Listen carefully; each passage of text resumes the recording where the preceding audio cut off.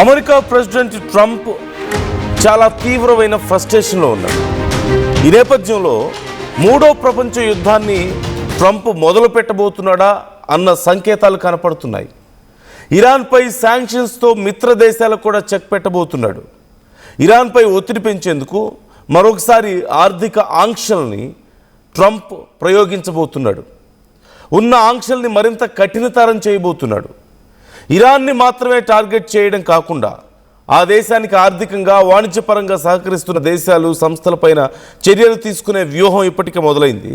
ముఖ్యంగా China, Iraq, Turkey వంటి దేశాలపై Trump గురి పెడుతున్నాడు. ఇరాన్ హెల్పింగ్ నెట్వర్క్ను కట్ చేయడమే ట్రంప్ టార్గెట్గా కనిపిస్తోంది.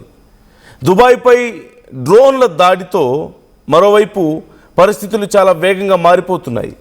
ఈ దాడుల తర్వాత యుఏఈ ఇరాన్ ఆర్థిక సంబంధాలపై ప్రభావం కనిపిస్తోంది. డ్రోన్స్ని తాము పంపలేదంటూ ఇరాన్ చెప్తోంది. తమపై నింద వేయడానికి ఇజ్రాయెల్ చేసి ఉండొచ్చు అంటూ కూడా ఇరాన్ ఇప్పుడు క్లెయిమ్ చేస్తుంది. ఒక రకమైనటువంటి బ్లేమ్ ఇక్కడ మనకు కనపడుతుంది. ఇరాన్పై అమెరికా శాంక్షన్స్, గల్ఫ్లో డ్రోన్ దాడులు, ఇజ్రాయెల్ ఇరాన్ ఆరోపణలు ఇవన్నీ చూస్తుంటే పరిస్థితులు చాలా వేగంగా మారుతున్నాయని కనిపిస్తుంది. సో కొంచెం వైడర్ యాంగిల్లో మనం చూస్తే ముందుగా యుఏఈ మీద జరిగినటువంటి డ్రోన్ దాడికి సంబంధించిన విషయం చూస్తే, మీరు మా మీద డ్రోన్ దాడులు చేయడం, బ్యాలిస్టిక్ మిజైల్స్ని ప్రయోగించడం లాంటివి చేయడం అనేది ఖచ్చితంగా చాలా దుర్మార్గమైన చర్య. మేము మీ మిత్ర దేశాన్ని కదా అని చెప్పి యుఏఈ చెప్తుంటే, మిత్రదేశం కాకపోయినా వాళ్ళ మధ్య కొన్ని కమర్షియల్ ఎక్స్చేంజెస్ మనం చూస్తూనే ఉన్నాం, వ్యాపార సంబంధాలు ఉన్నాయి. అలాంటిది మాతో ఎలా మీరు ఇలా చేస్తారని చెప్పేసి యుఏఈ ప్రశ్నిస్తుంటే, అసలు మాకు సంబంధం లేదని ఇరాన్ చెప్తుంది. మేం చేసినట్లుగా ఎవరో చేసి ఇది మా మీద నెడుతున్నారు అని చెప్తున్నారు. ఖచ్చితంగా ఇరాన్కు ఉన్నటువంటి మిత్రుల్ని, లేదంటే వాళ్ళకు అనుకూలంగా ఉన్న వాళ్ళని చెడగొట్టే ఉద్దేశంలో ట్రంప్ ఉన్నాడు. కాబట్టి మేబీ ఇది ట్రంప్ వ్యూహంగా కూడా కొంతమంది చెప్తున్నారు.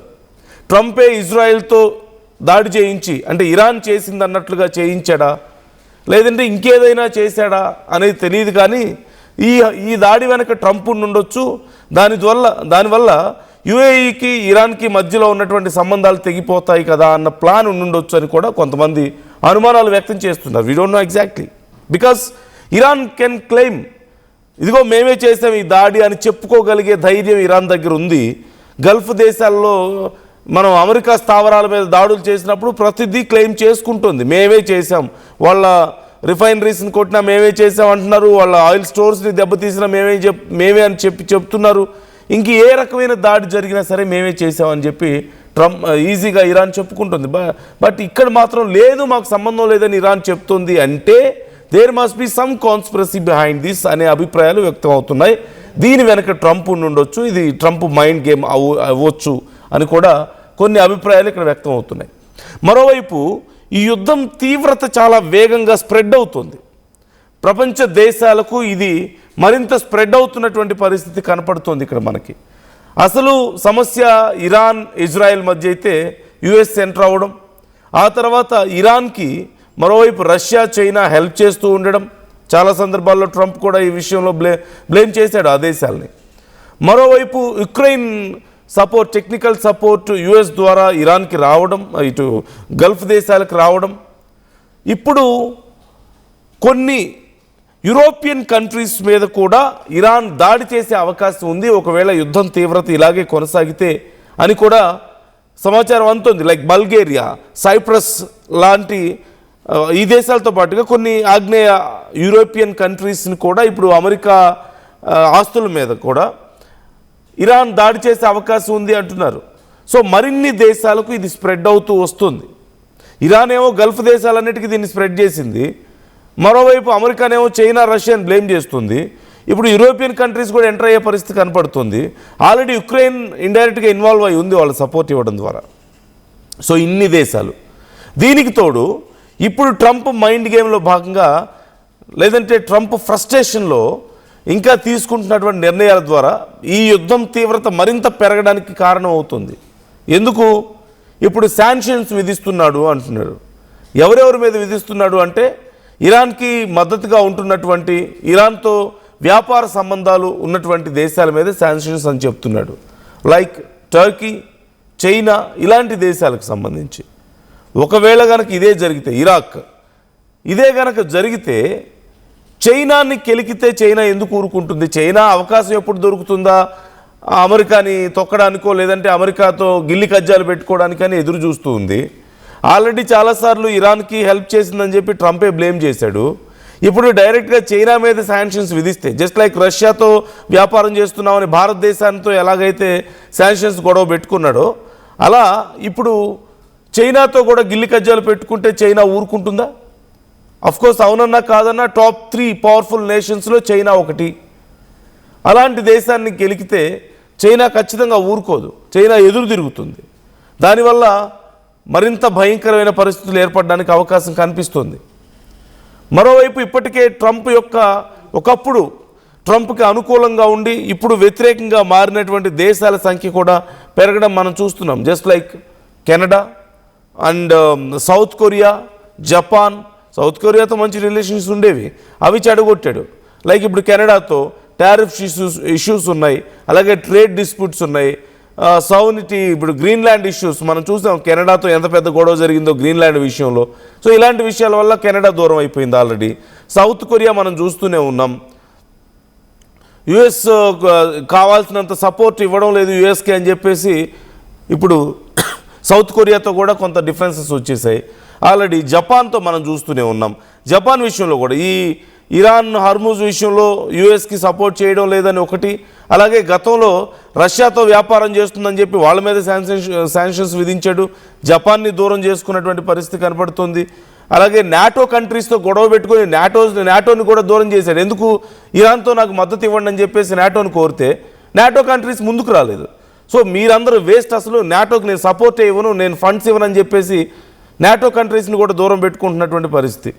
మరోవైపు ఇండియా విషయంలో మనం చూస్తూనే ఉన్నాం, ఇండియా కొంచెం సమదూరంలో ఉంది. అన్ఫార్చునేట్లీ కొన్ని విషయాలు ఇండియా వ్యవహరిస్తున్న తీరు మనకు కూడా కొన్ని సందర్భాల్లో అర్థం కాదు. అంటే మేబీ అది లాంగ్ టర్మ్ పీస్కి యూస్ఫుల్లే అయినప్పటికీ కూడా ఇప్పటికిప్పుడు కొంత అగ్రెషన్ని సాటిస్ఫై చేయలేకపోతుంది భారతీయుల యొక్క అగ్రెషన్ని అనేటువంటి అభిప్రాయాలు ఉన్నాయి. But it's very good diplomatic way anyway. So India విషయంలో కూడా ట్రంప్ చాలాసార్లు ఇబ్బంది పెట్టాడు. ఇండియా పాకిస్తాన్ యుద్ధం విషయంలో వేలు పెట్టాడు, ఇండియా మీద శాంక్షన్స్ పేరుతో గొడవ చేశాడు, అలాగే ఇండియన్స్కి రావాల్సినటువంటి వీసాలు ఈ ఉద్యోగాల విషయంలో ఏడుస్తున్నాడు, కంపెనీలు ఇండియాకి వెళ్ళొద్దంటూ ప్రకటించాడు, రష్యాతో బిజినెస్ చేయకూడదు అంటాడు, లేదంటే రష్యా ఇండియాని డెడ్ ఎకానమీ అంటూ కామెంట్స్ చేయడం కానీ ఇలా ఎన్నో చేశాడు. సో ఇండియాతో కూడా కొంత డిఫరెన్సెస్ ఉన్నాయి, ఇంటర్నల్గా ఇష్యూస్ ఉన్నాయి ఖచ్చితంగా. సో ఇలా కెనడా, సౌత్ కొరియా, జపాన్, మరోవైపు ఆస్ట్రేలియా, యూరోపియన్ నాటో కంట్రీస్, అలాగే ఇండియా, ఇంకోవైపు ఇప్పుడు చైనా, టర్కీ, ఇరాక్ కూడా యుఎస్కి చాలా అనుకూలమైనటువంటి దేశమే. అలాంటిది ఇరాక్ని కూడా ఇప్పుడు దూరం పెడుతున్నాడు. సో ఇలా అన్ని దేశాలని already Russia, one of the most powerful nation in the world, Russia already శత్రువుగా ఉంది. ఆల్రెడీ ఇప్పుడు మళ్ళీ చైనాతో కూడా సమస్యలు ఉన్నాయి, చైనాతో ఇప్పుడు సమస్యలను పెంచుకుంటున్నాడు. అవి సరిపోయినట్టు ఇరాక్తో, టర్కీతో, ఇప్పుడు ఇంతకుముందు చెప్పినట్లుగా like Australia, Japan, NATO countries, India, South Korea, Canada, ఏ దేశంతో చూసినా సరే గొడవలు. ఇన్ఫ్యాక్ట్ చాలా ఫ్రెండ్లీ కంట్రీ అని చెప్పుకుంటున్నటువంటి ఇజ్రాయెల్ కూడా మొన్న ఎదురు తిరగడం మనం చూసాం. యుఎస్కి ఎదురు తిరిగింది. ఇరాన్తో యుద్ధం ఆపేయని చెప్పేసి యుఎస్ చెప్తే నా పని నేను చూసుకుంటా, నీ పని నువ్వు చూసుకో అని చెప్పేసి డైరెక్ట్గా నెతన్యాహు చెప్తున్నటువంటి పరిస్థితి కనపడుతుంది. అంటే ఎవరూ మాట వినే పరిస్థితి లేదు. మరోవైపు పాకిస్తాన్తో కలిసి కొన్ని అరబ్ దేశాలేమో ఇప్పుడు ఇస్లామిక్ నాటోని డెవలప్ చేసుకునే ప్రయత్నాలు చేస్తున్నాయి. ఇప్పుడు ఆ విషయం కూడా ట్రంప్కి నచ్చని పరిస్థితి కనపడుతుంది.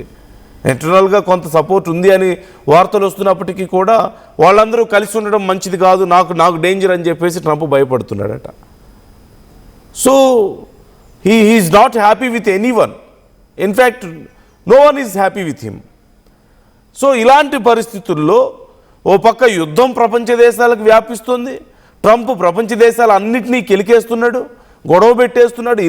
ఇలా అందరూ కూడా ఒక కేయోస్లో మునిగిపోతున్నారు. ఆర్థిక పరమైనటువంటి సమస్యలు, మరోవైపు యుద్ధం సమస్యలు, ఇలా అన్నీ కలిపి వీటన్నిటికి తోడు హార్మూజ్ స్ట్రైట్ లాంటివి క్లోజ్ అవ్వడంతో ఇప్పుడు ఆయిల్ మార్కెట్ మీద ప్రెషరు, మార్కెట్స్ గందరగోళం అవుతూ ఉన్నాయి.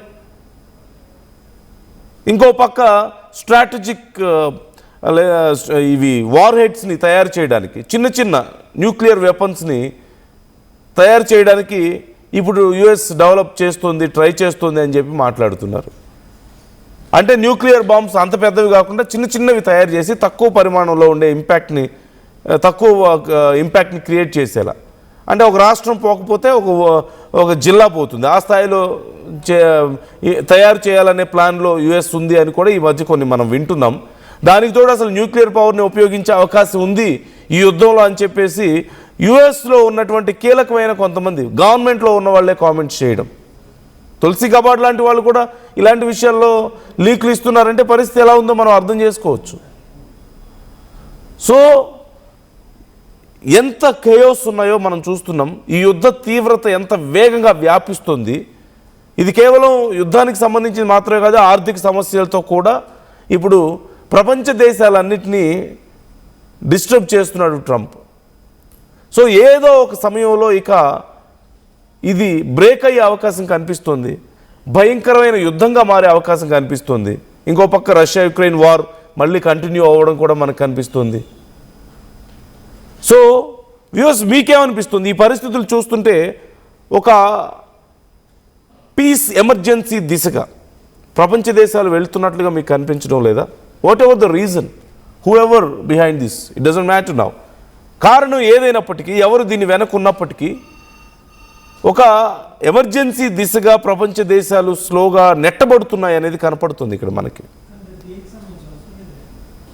వాళ్ళ ఇండివిజువల్ రీజన్స్ ఉండొచ్చేమో, లేదంటే వాళ్ళు బయటికి చెప్పలేకపోతున్నారు అనుకోవచ్చు.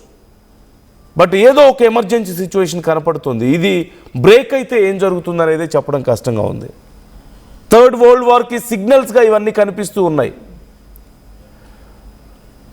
సో మీరు వరుసగా స్క్రీన్ మీద మీకు కనిపిస్తుంది చూడండి.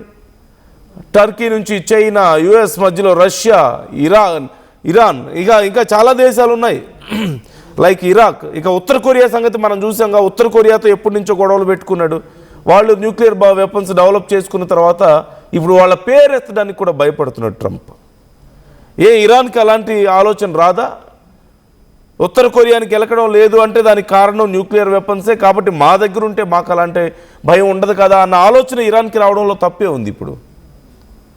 మరి ఇరాన్ దగ్గర న్యూక్లియర్ వెపన్స్ ఉంటే అందరూ సేఫ్గా ఉంటారంటే నో, నాట్ ఎట్ ఆల్. ఖచ్చితంగా కాదు. అంటే కొన్ని మనం రాడికల్ ఐడియాలజీస్ ఉన్నటువంటి నాయకులు, లేదంటే సుప్రీం లీడర్స్ ఉన్న దగ్గర పరిస్థితులు ఎక్కడా కూడా అంత సానుకూలంగా లేవు. సో ఇక్కడ అదే పరిస్థితి. సో ఓవరాల్గా we can witness chaos world వైడ్గా అన్ని దేశాల్లోనూ. ఇది ఎటువైపు దారితీస్తుంది? థర్డ్ వరల్డ్ వార్కే అని చెప్పి చాలామంది నిపుణులు చెప్తున్నారు. అన్ని రకాలుగా కేయోస్ కనపడుతున్నాయి. మార్కెట్స్ గందరగోళంగా ఉన్నాయి. ఆర్థికపరమైనటువంటి శాంక్షన్స్, ఆంక్షలు అంటూ అన్ని దేశాలతో గిల్లి కజ్జాలు పెట్టుకోవడం, ఒకరినొకరు డామినేట్ చేసుకునే ప్రయత్నం, రష్యా, చైనా, యుఎస్ ఇలా ఒకరినొకరు డామినేట్ చేసుకునే ప్రయత్నాలు చేయడం, అగ్రదేశాలు ఒకరికొకరు పోటీగా న్యూక్లియర్ వెపన్స్ డెవలప్ చేయడం, న్యూక్లియర్ పవర్ని పెంచుకుంటూ పోవడం. మరోవైపు నాటోకి పోటీగా ఇస్లామిక్ నాటో అని చెప్పి డెవలప్ అవుతున్నటువంటి పరిస్థితి కనపడుతోంది. ఈ జలసందుల్ని మూసివేసుకోవడం, Hormuz strait is one of the best example ఈ మధ్య కాలంలో. సో ఇలా ఒకదానికొకటి ఎవరికి వారు ఏదో ఒక గందరగోళంలో సమస్యల్లో చిక్కుకోవడము, సమస్యల్ని పెంచడం లాంటివి కనపడుతున్నాయి. సో ఈ మొత్తం చూస్తూ ఉంటే ఒక వైడ్ యాంగిల్లో చూస్తే ఏదో ఒక భయంకరమైనటువంటి కాన్ఫ్లిక్ట్ దిశగా ప్రపంచ దేశాలు వెళ్తున్నాయా, నడిపించబడుతున్నాయా? ఒక భయంకర యుద్ధాన్ని మనం అతి త్వరలో చూసే అవకాశం ఉందా? ఒక భయంకరమైన కాన్ఫ్లిక్ట్ని మనం చూడబోతున్నాం ప్రపంచ దేశాల మధ్య అనే ఖచ్చితంగా డౌట్స్ వస్తున్నాయి. మరోపక్క పాకిస్తాన్, వాళ్ళ దగ్గర ఆల్రెడీ న్యూక్లియర్ వెపన్స్ ఉన్నాయి. ఇస్లామిక్ నేషన్ వాళ్ళు ఆల్రెడీ చెప్తున్నారు. మునీరే చేసిన కామెంట్ మనం చూసాం కదా, మేమే పోయే రోజు వస్తే సగం ప్రపంచాన్ని తీసుకుపోతామని చెప్పేసి.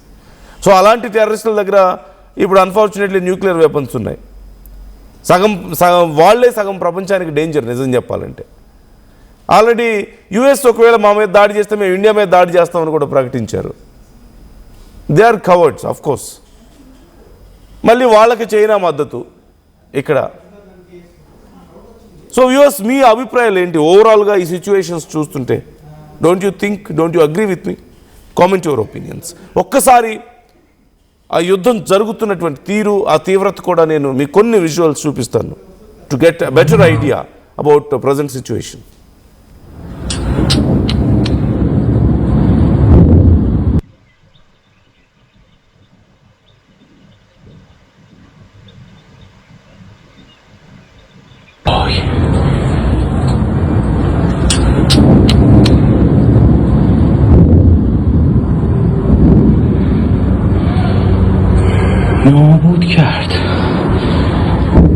نابود کرد.